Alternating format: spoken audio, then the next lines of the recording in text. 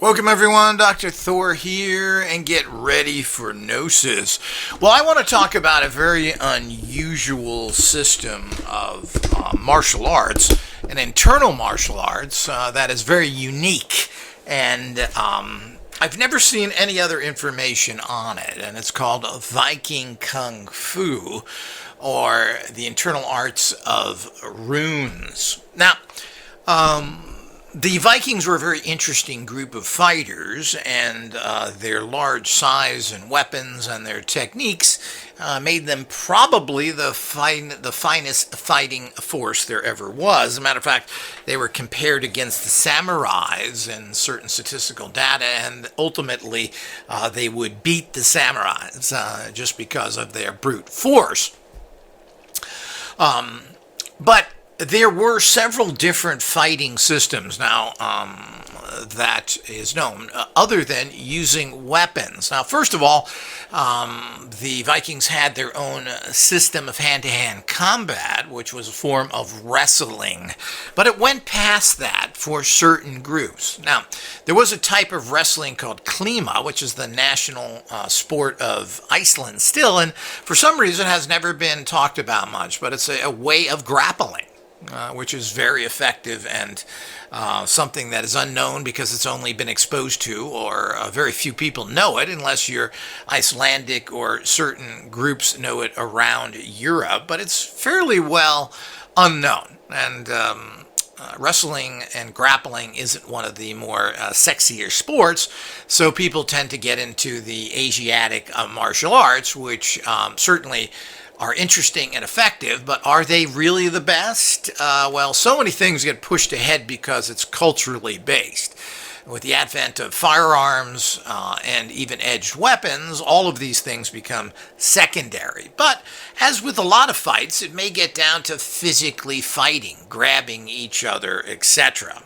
Now, so this is where the wrestling or the grappling came in, even in medieval times. Generally, these things are too physically strenuous, so you, like modern special forces do, it's all about creating distance and then using a weapon. So you don't get onto somebody and start punching them or even trying to stab them. You get back enough so you can shoot them. So it just makes sense. You don't want to waste time with that. You've got potential multiple enemies coming after you, which is typical in special forces type situations, or even on the street. The street is that you're not going to be fighting some sort of bizarre Western going one-to-one on someone. You have multiple adversaries that will be coming after you as soon as battles start, if they're not there already. So you're never going to get into a one-on-one fight. Cowards don't fight that way. Police cowards, which is the way police work, don't fight like that either. So the whole idea is that it's going to be multiple people to kill you.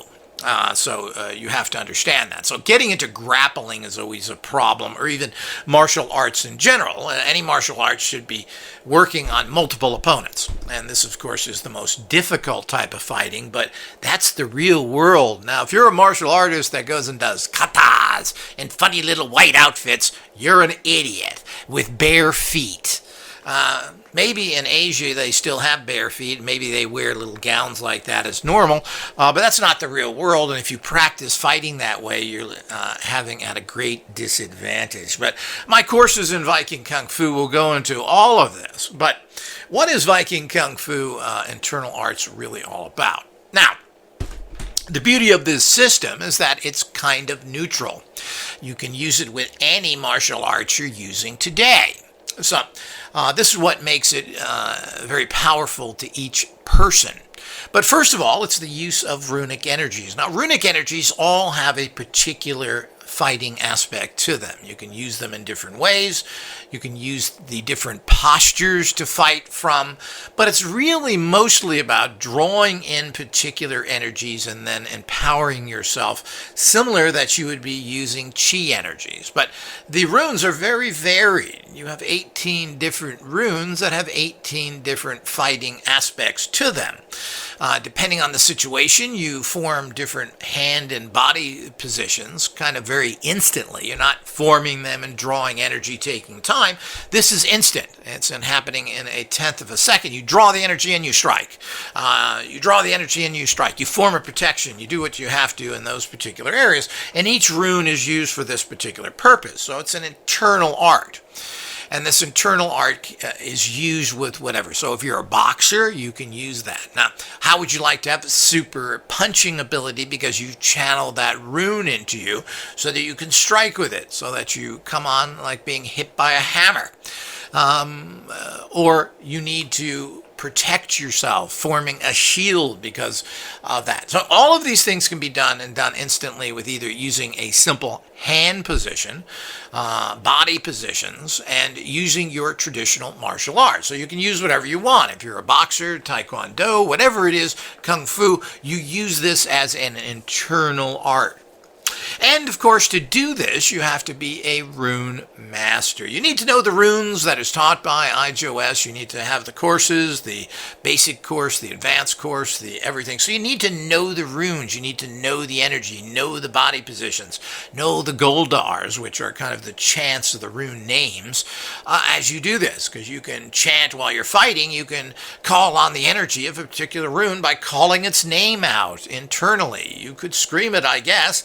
And forming a hand position. These are all done very quickly to give you super abilities to really knock your opponents out quickly and fast by taking them down. So by having these kind of skills, you are very, very advanced. Now, this was not techniques used by the average Viking. This was a shaman. So if you're a rune shaman or a shaman in general, this was the type of fighting that you added. And it was demonstrated to show shamanistic great power in ancient times. Now, only a very small group of shamans knew these kind of techniques and demonstrated and used them. The average Viking did not. They probably knew some grappling. They did know klima, which is a wrestling. So most Vikings did that. Now there's the third type of additional non-weapon-based fighting of the Vikings, and that is called berserkism. Now, being a berserker is a very interesting and little-known area of research. Nobody really understands what berserkers did and how they had this fearless energy. There's very little known about it. I've heard all sorts of stories. I'm not sure how any of this has been confirmed, of how they worked. And berserkers tend to have been a group of kind of special forces type guys. And they had very unique shamanistic abilities as well as physical abilities. And they tended to be in a capacity for a particular warlord who had berserker troops, just as the army or navy would have their special forces.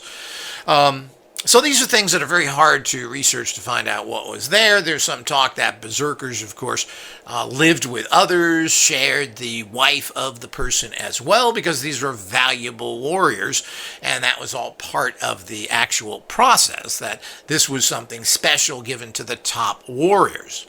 Now, I've known several special forces guys, and they are all psychos. They're basically sociopathic murderers. They'll kill anybody anywhere. That's where they're coming from. They have no morality, no nothing, and they're not fighting for God or country or anything else.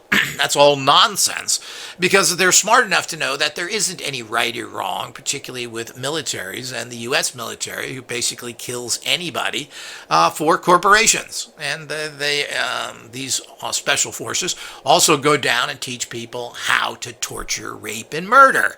That's what they do. There's a whole group that does that. So grow up if you don't know this. That's how the military is. Generally, you have the average enlisted man going up to and including officers who are basically just a bunch of cowardice weasels who only can fight in groups. And then you have these special forces, which are psychotic murderers. That's the facts of life with it. So berserkers were basically your psychotic murderers. And the problem is that you went into a berserker rage, and this berserker rage, of course, was uncontrollable mass murder. You had to be very careful of berserkers, because even if they were fighting next to you, they could easily continue their berserkism and kill you. because they were totally out of it, cutting themselves, ripping their clothes off, making themselves very vulnerable, as their entire systems were empowered through this connection of energy to very advanced empowerments. Now, the reason that there was a method of training berserkers which goes into a particular mindset. There is talk that maybe they were taking mushrooms or other things that made them crazy. Well, it's very hard to tell if any of that was true. The stories that are in the Eddas and the sagas talk about berserkers, and there's very little known about them. Generally, they would start their psyche up by biting on their shield. This would be something to get them in a high state of agitation. This would continue for a few minutes, and they would go into a berserk state. So there were processes of doing this. They kind of kicked this berserker in. And as I said, you had to be very careful, and people who practice berserkism today need to be very careful at it, and generally do it in less isolated areas. You don't necessarily want to do it in a home where there's other people around. You have to do it in an isolated area and then have a cool down period so you don't kill everybody in the house. So, but berserkism is another area which I will be teaching and have knowledge of as well. But this is very different than the internal Viking arts, otherwise known as Viking Kung Fu, which is the use of energies, runing. Now, runes are not chi, but you do use similar practices, and you're kind of condensing these specific energies within your consciousness, while chi is generally a neutral energy. These are used for particular purposes, for striking, for projecting energies, for creating huge amounts of strength, hammer blows, making yourself impermeable to any kind of pain. So these are all the things that happen, protection, etc., that you do by channeling these energies, drawing them into you, and there are amulets and other things for this entire system, so that you empower yourself to a very, very high level. Now, you're going to use the normal fighting things that you use, and that can be a hybrid situation. It can be a traditional Kung Fu or traditional Asian, or it can be just street fighting, boxing, mixed martial arts types of things. So, which is what most people with a brain are doing today instead of following traditional systems.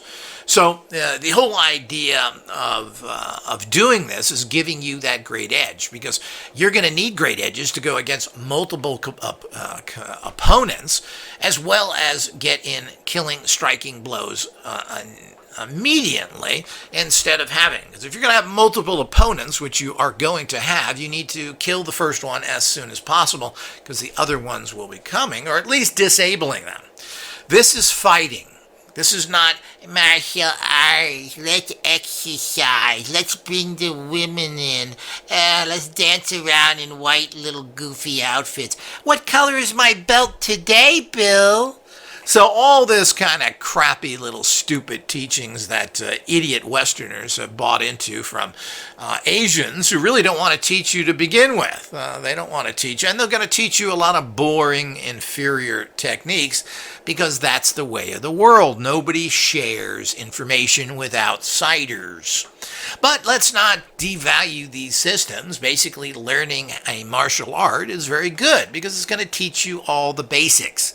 The bottom line is that this is not enough in this world of confrontations. Now, it's always good to, of course, use weapons, and there are ways of empowering your aiming of a weapon, a gun, empowering your throwing of a knife or thrusting of a knife or any other weapon you're using, sticks and other things that are part of this society. So that is part of the Viking Kung Fu as well, which is an all-encompassing martial arts of channeling these energies. The other great thing about it will be the fact that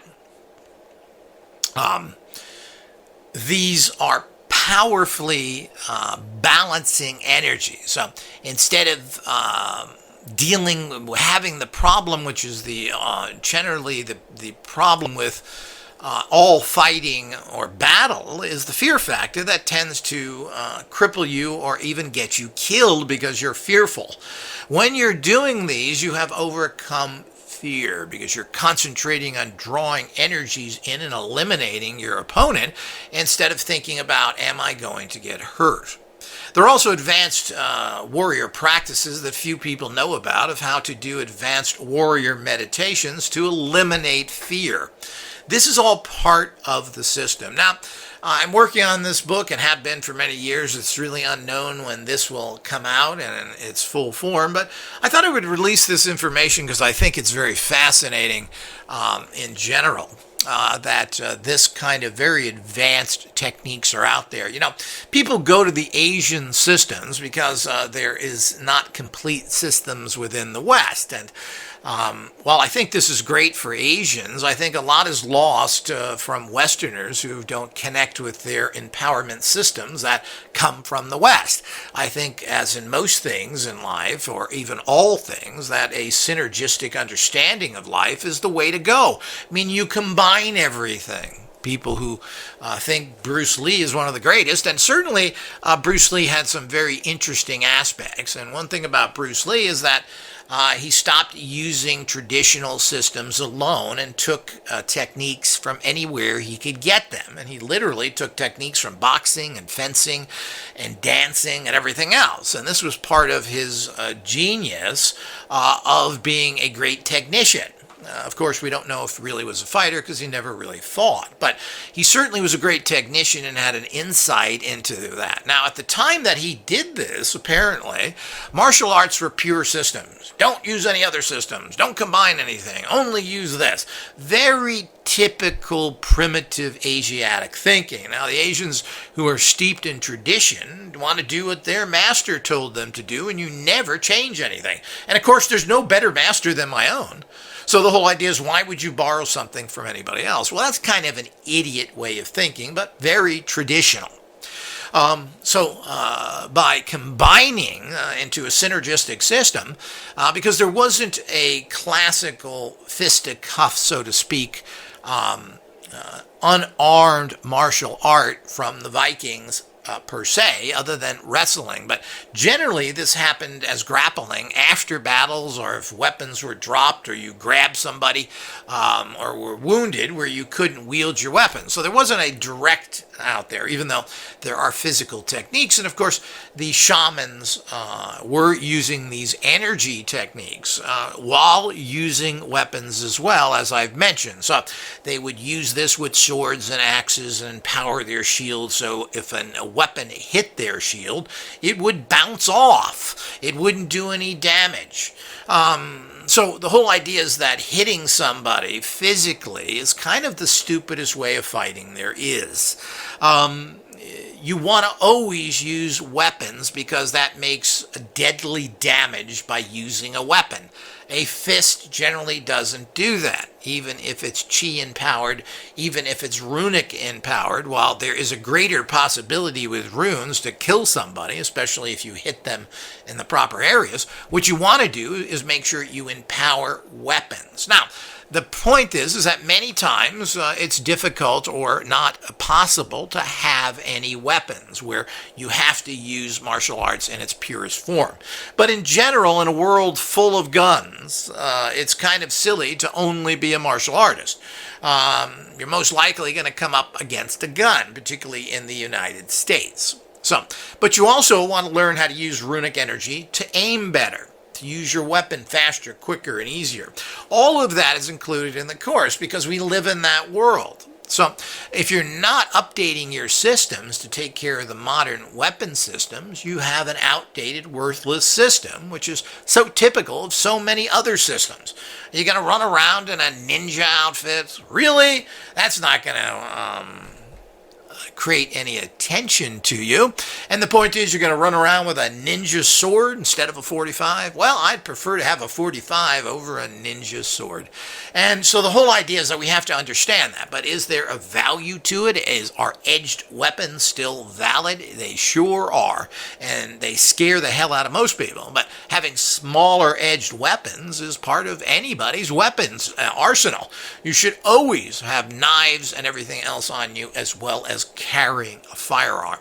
So with the new laws in the United States, where it's legal to carry weapons almost in every state, everyone should have a weapon. But if you're fearful, if you pull things and start making actions under fear, you're going to miss people, you're going to be shaking, and you're going to make poor decisions that could possibly get you into serious problems. So all of this is part of the advanced system of empowering yourself as the really next level warrior. That's right, the next level warrior is an energy warrior, a quantum physics warrior, who uses these subtle energies that he draws in. He's using mech technologies, manifesting energy cells that you wear on your body to strengthen you for this particular system. You use the books themselves will be our typical mysterious book of masters, which empower you by just putting your photograph in it. You will have the special scalar discs to use as well. And there will be many of these for different traditions and different empowerments that you will use to make yourself the next level warrior. I mean, mixed martial arts certainly is a step above all the other martial arts, but it still lacks a lot of energetic empowerments. Now, there's always been the internal arts that have been part of martial arts as well for thousands of years. And of course, these are methods that people should use as well. But we go beyond that. The runic system is double the strength of any kind of chi systems that are out there, and uses similar but much more advanced principles. So this is a very exciting system. It's something that does take a lot of practice. You have to become a rune master first, know the runes, know what they're used for. Once you understand that, and use them magically, then you're able to move into the energetic use of these in actual battle and fighting. This is the system above all systems, but like any advanced system, this is not something that you just click on, click off, boop, boo. It doesn't work like that. So this is a discipline you will have to work with, a unique school of empowerment that's extremely, extremely rare, and I believe I'm the only person that has this information and is in communication with high runic shamans who have passed this information on to me. So it's coming out in the next few months or a year or so. Do watch for it.